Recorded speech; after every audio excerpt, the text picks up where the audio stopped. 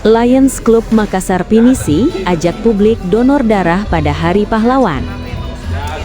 Lions Club Makassar Pinisi menggelar kegiatan donor darah dalam rangka memperingati Hari Pahlawan pada Selasa 10 November 2025.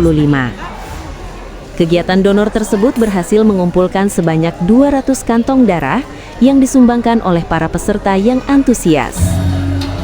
Ketua Lions Club Makassar Pinisi, Draktans Hidayat, menyampaikan bahwa aksi ini menjadi bentuk nyata kepedulian sosial terhadap sesama di momentum Hari Pahlawan. Hidayat mengatakan donor darah merupakan wujud penghormatan kepada para pahlawan.